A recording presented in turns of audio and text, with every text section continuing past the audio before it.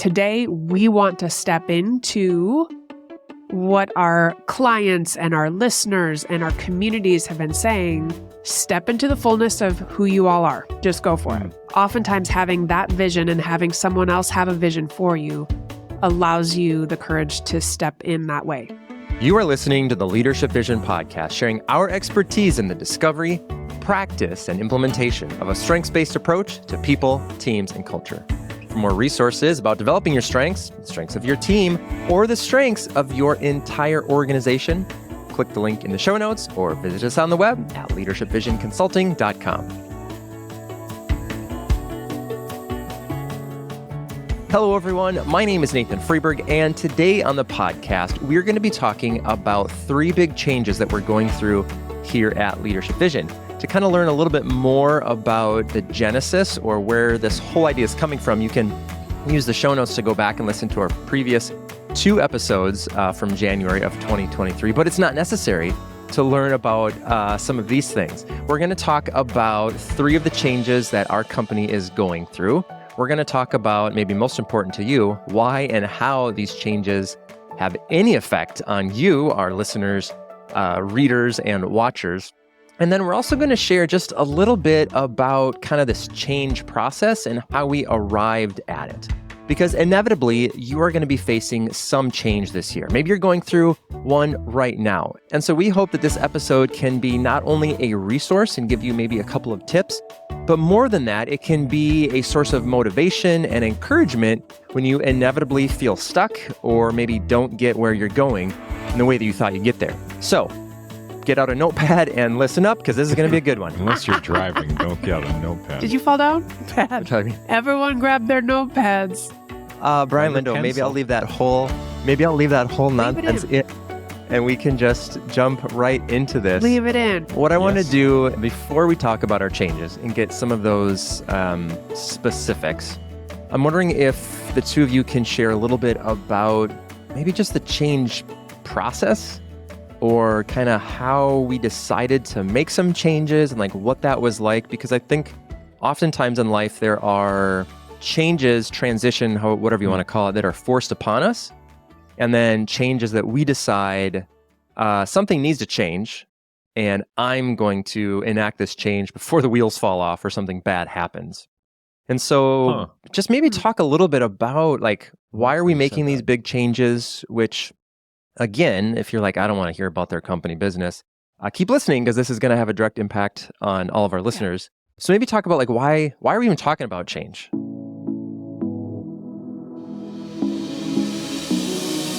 So why are we talking about change? There are some significant changes that have happened and are happening here at Leadership Vision. And we want to have the chance to begin to explain not only what the changes are, but how we arrived at some of these changes.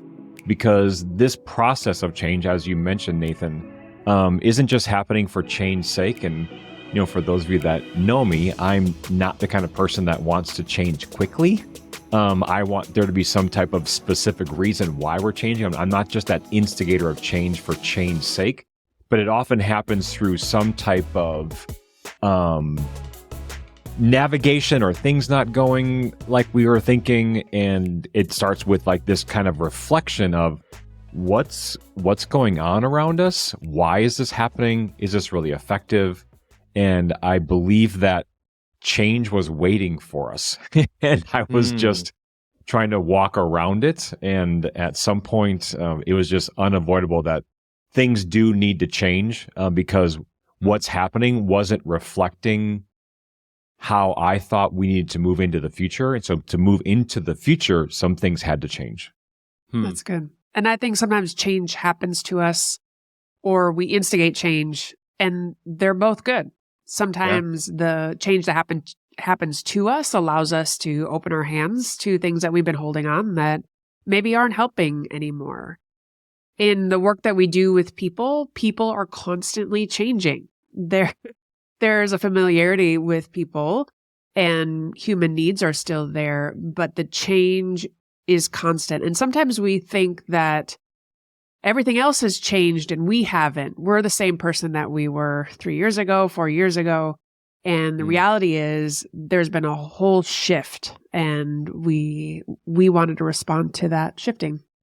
I believe that for the three of us, Nathan, Linda, and myself, there was this rising awareness of what was happening around us, not just globally or nationally, but with our clients.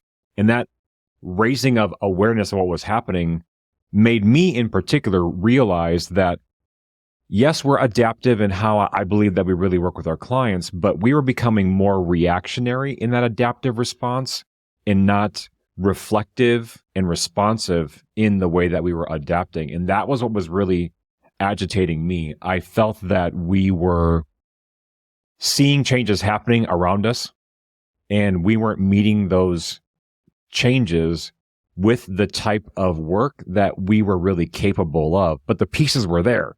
I think that's really what got me excited about some of the changes, is that there were pieces that were laying around that we had done throughout the year, or things that we were planning, things that we were working on. And I just thought, man, if we just rearrange these pieces, it could create this mosaic of what Leadership Vision can provide for the changes that are happening all around us. And that's where I really got excited on the changes that we're going to talk about today. And it's interesting if we think back to March of 2020, when the whole world was forced into a series of changes. I mean, we're talking about some stuff that has, I think, become clear to us just in the last couple of months, but really it's a much longer process than that. And so I'm looking forward to, I mean, we've talked about this a lot off mic, but I'm looking forward to kind of unpacking this a little bit more. And like I said, a couple episodes ago, we talked about our values and how those changed and why those changed. And so today's episode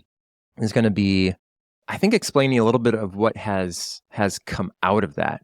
We want to invite you on the journey of the ways that we have navigated some change. I studied change in my doctoral program. I studied change with leaders. I'm always paying attention to what are the nuances that those that can really navigate change well, like how are they leading through it, leading their families, leading their organizations, leading their communities.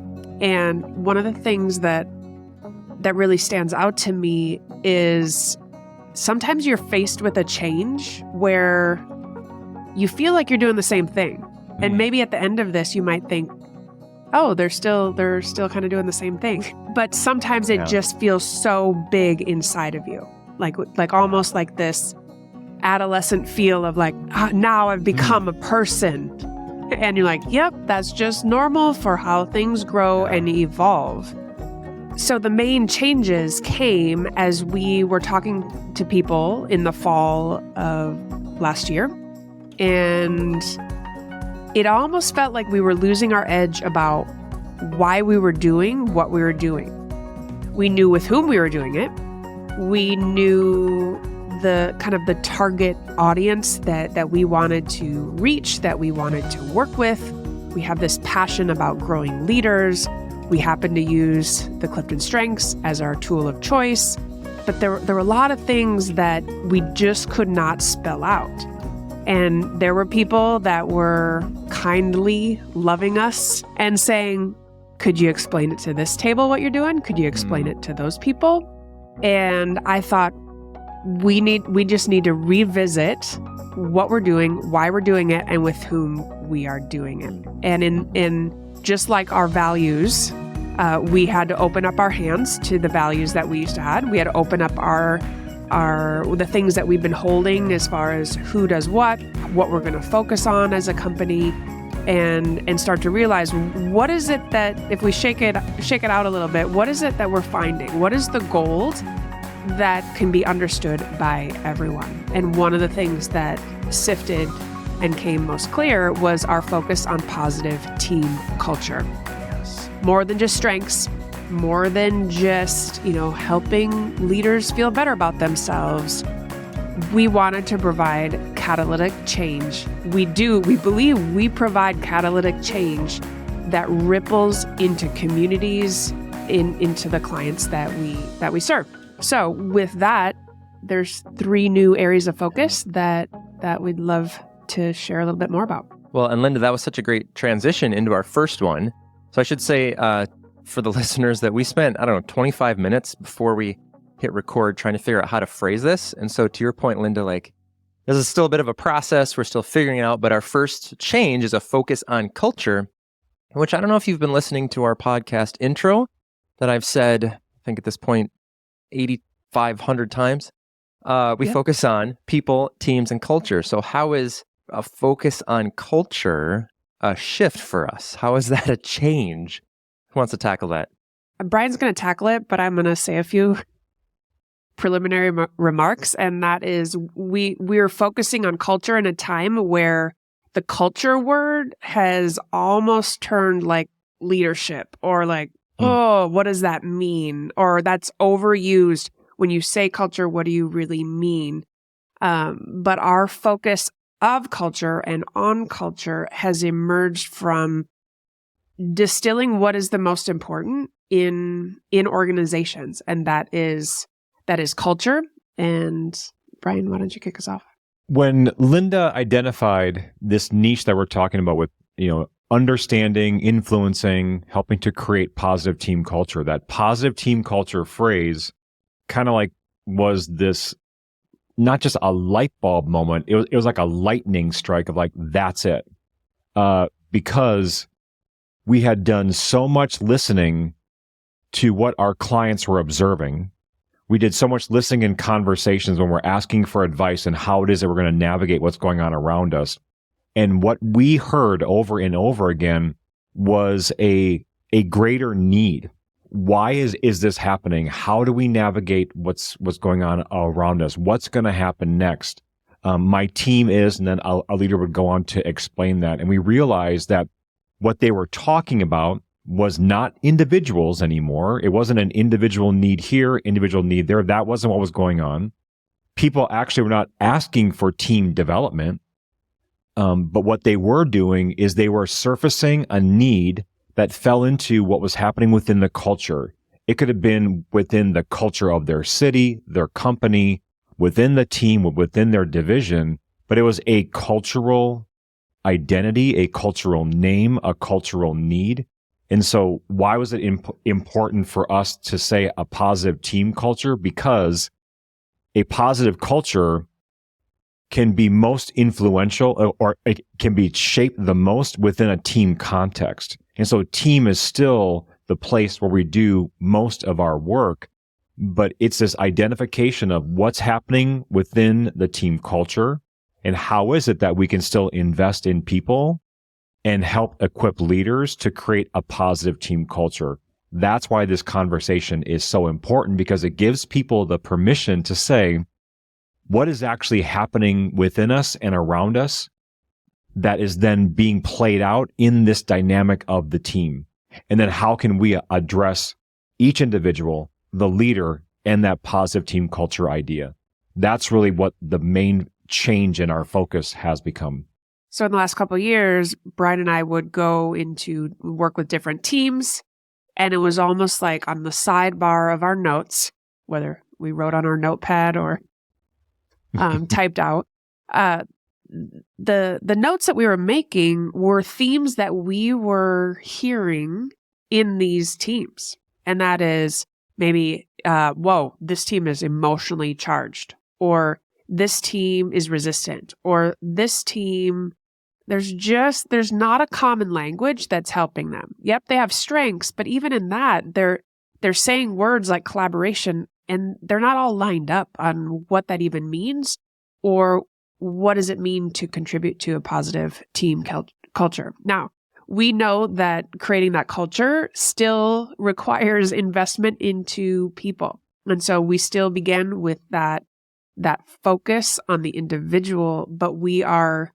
hoping to create that love, that excitement, that joy that can come with working together with each other, so that people can leave their work groups and be inspired to love their families more and be inspired to create positive team cultures that ripple out from the work that is being done intentionally among a group of people. So as we were doing this work, Linda and I sat down and really began to look at our notes. We began writing extensively on what it was that we were observing. And like Linda said, these themes that we were writing down, some themes kind of popped up that were themes that reflected a culture of, or a need of the culture, or a cultural focus. And one of those was easy, is like there was just this cultural need for people to be able to connect. And so leaders were saying, we just are struggling with how do we just create an opportunity for there to be meaningful connection to happen within this culture. Another one of the themes is how do we deepen our knowing of one another? So like there was this relational knowing that seemed to be lacking. Another theme was how do we specifically invest in this team culture or invest in people? That was a cultural theme. And perhaps one of the most important themes that we heard over and over and over again was how is it that this team culture can keep people's attention or can keep them mentally engaged or keep them emotionally healthy? And that kept happening over and over again. So those 4 themes, the connection, that sense of knowing people, investing, and keeping people engaged, those 4 themes were central to what people were talking about when they were talking about the needs of their culture. And this is a gigantic topic, right? What excites me, and it clearly excites you, because you guys are talking so eloquently about this, is what's going to lead us into our second one here, and that is a focus on building online resources.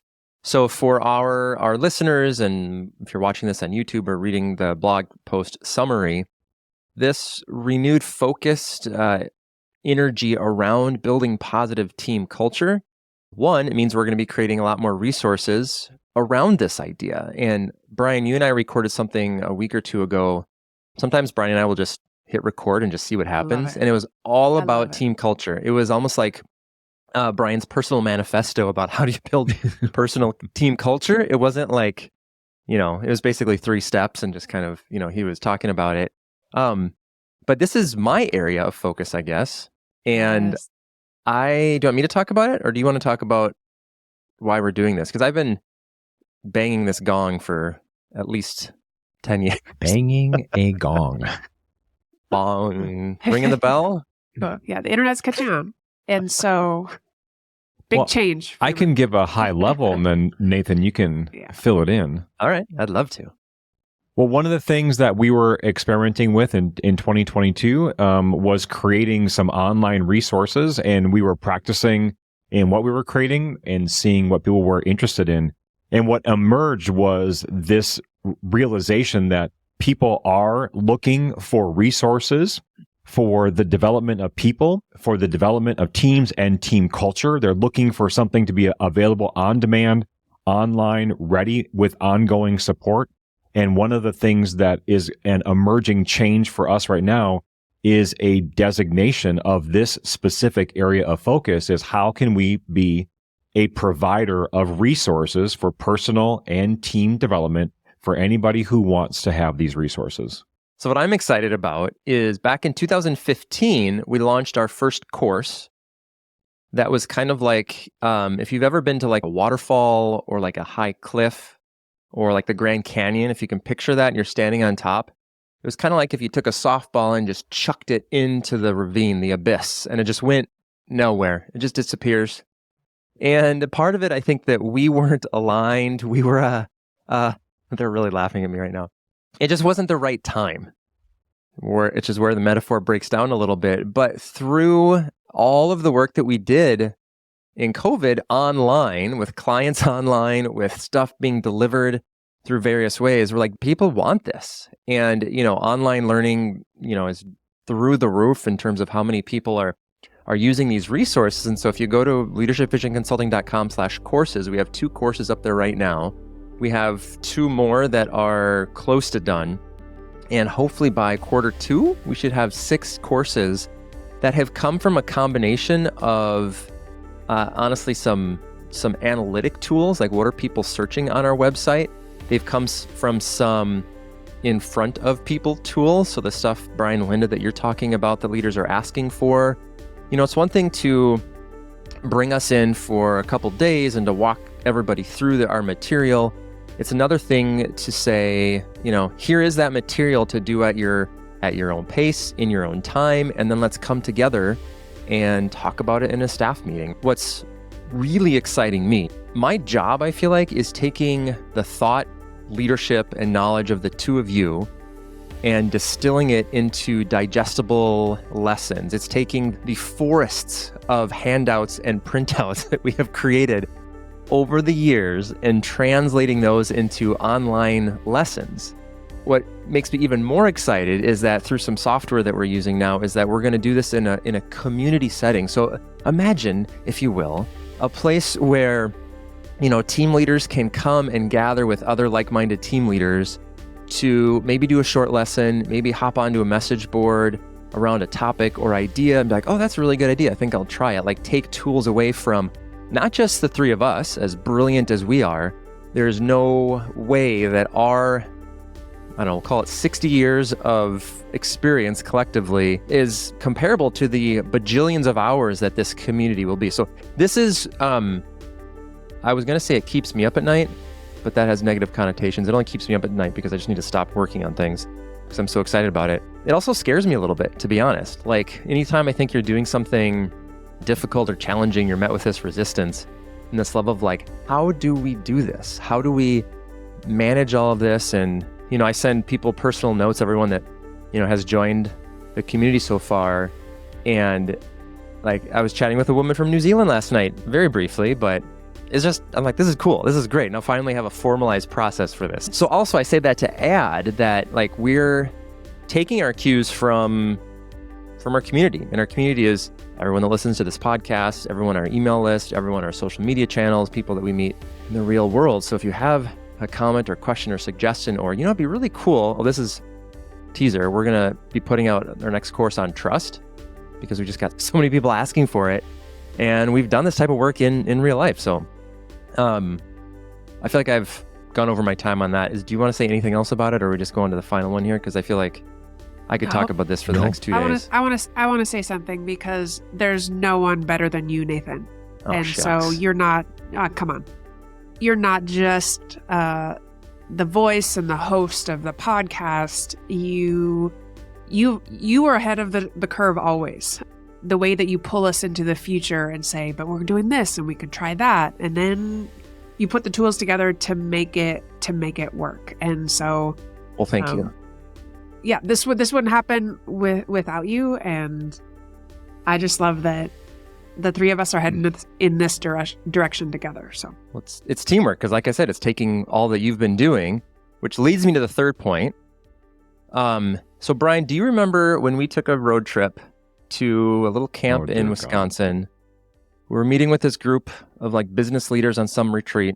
You were showing me your like notebooks and your color-coded system and how every morning you write and you journal and you do all of this stuff. And I was like blown away by just the amount of stuff that you're writing. And I was like, have you ever thought about doing a book? And this is like probably in 2008. Yeah. Somewhere in there. It might have been 2007. Doesn't matter. It's a while ago. And I'm going to let you talk about this, but like our last kind of big focus here is on publishing and speaking. Talk about that. I don't know if that was a great setup, but I kind of use that as a setup to be like, this is something that Brian has always been doing. So back to what Linda was saying earlier about, how is this a focus different than what we've already been doing? Talk about this one. What's going on with this?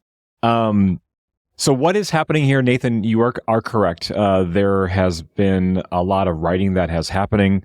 And one of the areas of distinct change for us is in this focus that we're going to be making on publishing and speaking. As you've mentioned, this has been years in the making. Linda and I actually have written 5 chapters of a book already that we decided to stop because we lost focus on who we were writing it to. And first of all, you have to name an audience. So thanks to those who read Everybody is not an audience. And said this is not focused. So we kind of put that on pause, and thankfully so. But what's happened in the last several years is a real sharpening of the focus and the area of specificity of the writing that we are doing. I have been soliciting and asking for help from people in how it is that we are going to be putting something together for publication. So that is something that I'm really excited about because it is an area that comes naturally to us. Writing is part of the process that we do for our work. And like we're talking about, as the shifting of focus has happened all around us, so too has the shifting of focus in our writing to become really aligned on a couple of topics. And so that's one of the investments that we're making this year, is leaning into this quest to getting some things published. And what kind of goes along with that as well is another emerging area, and that is speaking. Now, what we're not speaking about is a specific focus on keynoting. What we are focusing on is what we've been calling keynote facilitation. We have been asked by clients to come into settings of like 50 to 200 people to do an event where there's a moment where Linda and I are speaking from the front. Then there's also this time where there's interaction happening at the table. So in your mind's eye, and we just did this 2 Saturdays ago. Think of a ballroom somewhere. We have 100 people in the room. They're all at tables of 8. And so if you can imagine Linda and I on stage doing our thing, and then 10 to 15 minutes of the tables interacting. We then facilitate some guidance from the front again, then back to some team facilitation, intermingling between tables. That keynote facilitation has been something that people have also been responding to because of some of the needs that they have had. And we've been working and tweaking that process as we've been going as well. And that to us is exciting because it gives people a chance to gather more individuals together in one place, to have a greater impact on some of the initiatives that people are really engaged in. And it also gives us a chance to respond again to the needs that companies have to create something very specific for a larger group of people, and using the facilitation skills that we've developed over the years to make that setting something that's not just sit and listen, but it's highly conversational, very interactive. There's a lot of movement that's happening.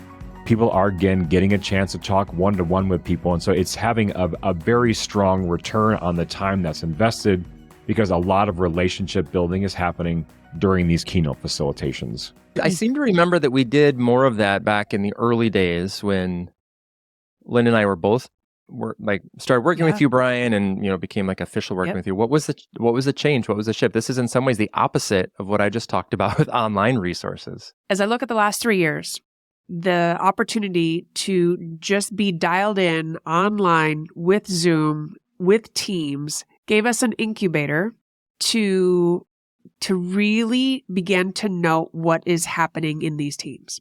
That when we were ready to maybe be more in person or a hybrid, some kind of mix of both, we took everything that we learned in that incubator and are starting to speak about it. It wasn't just new. It came out of a new place, and we feel like we need to speak about it in some new ways. And the fact that Brian and I are happily married to each other, and we're this husband and wife duo, but we're also these business partners. I have one kind of voice, he has another.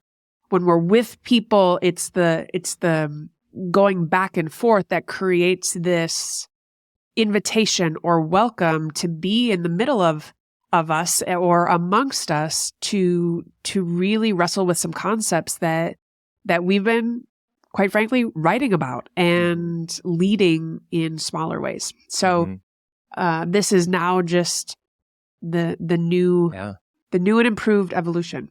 In an environment that's fun and safe and all geared towards learning and growth. Another why to this strategy is to give the opportunity for a keynote setting to be hyper-relational and to create more connections within that context. And that also reflects, again, one of the themes that we kept hearing is that there's a need to not miss opportunities for people to connect with one another, especially when you're asking people to come back together.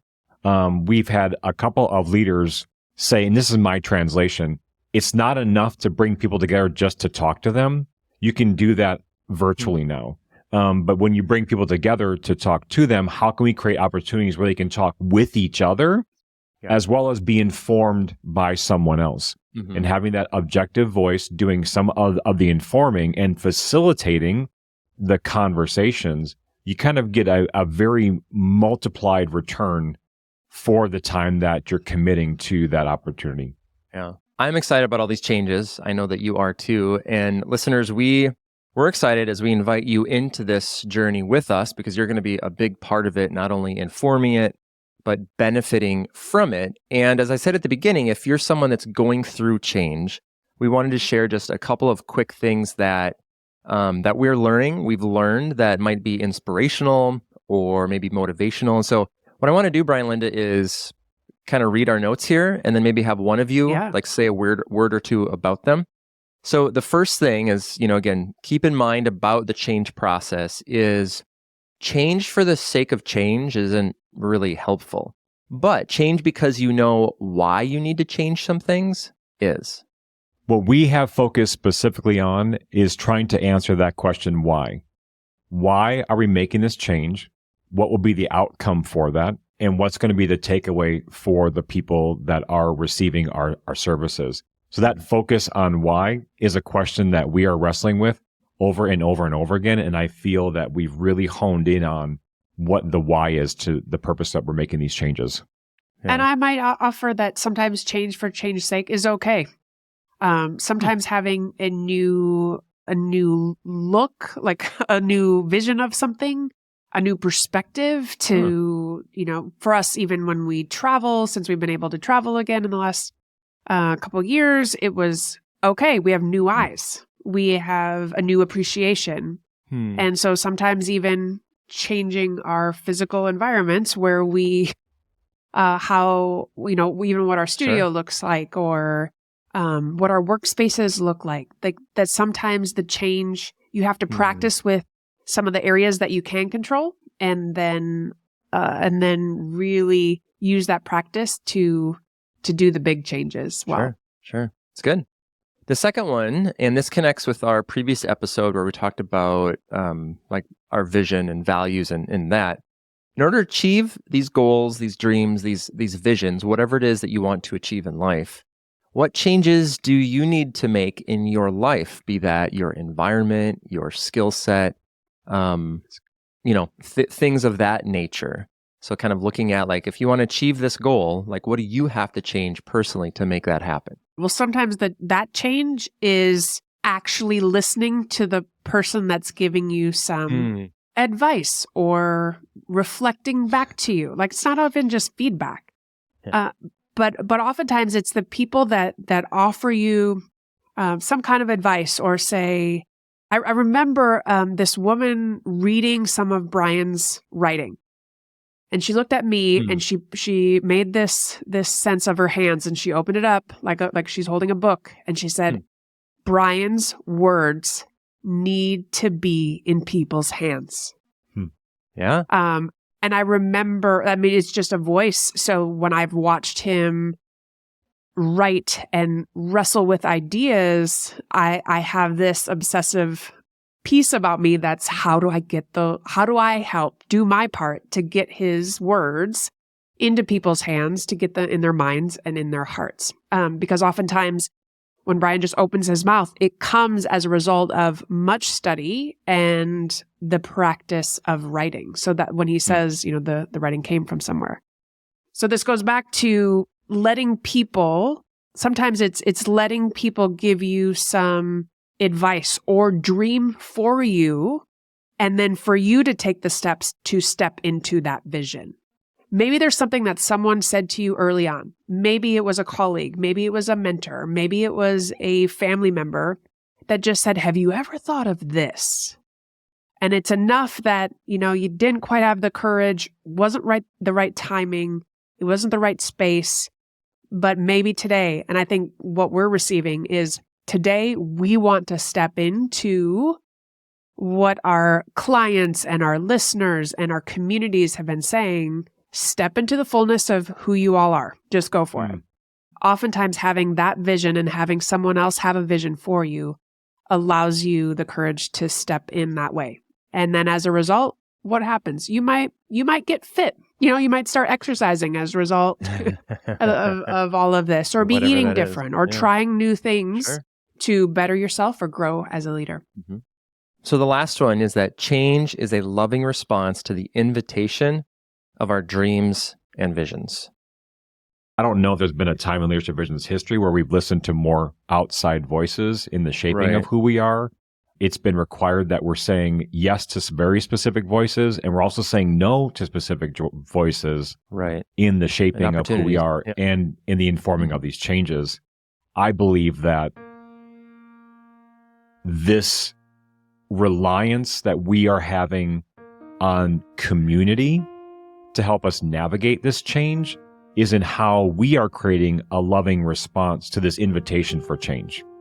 Is we are asking people that truly love us as people and love the work that we're doing, have that shaping voice in who we are as people, because these changes that Leadership Vision is going through, these are not just organizational changes. These are also a reflection of the personal changes that the three of us are going through. And there are specific voices that are shaping both our personal lives and our professional lives, which gives me a greater sense of boldness, courage, confidence, and compassion for us to make mistakes along the way, but to also take risks because we have people that are lovingly nudging us into a new reality that I believe we've been preparing for, but we didn't know it in the preparation. It's only now that we're realizing how to respond to some of the voices that are shaping us right now.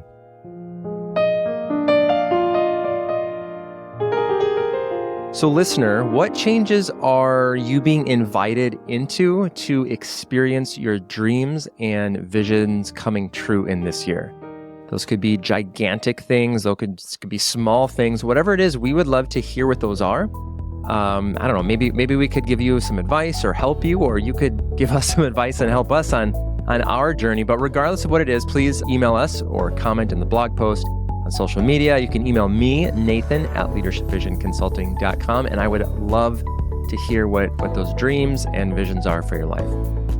Thank you for listening to the Leadership Vision podcast, sharing our expertise in the discovery, practice, and implementation of a strengths-based approach to people, teams, and culture. For more resources about developing your strengths, the strengths of your team, or creating a positive team culture in your organization, click the link in the show notes or visit us on the web at leadershipvisionconsulting.com. And if you found value from this episode or any of our other podcast episodes, we would love it if you could review us on iTunes, or perhaps more importantly, share it with someone you think could benefit from growing in their strengths, the strengths of their team, or the strengths of their organization.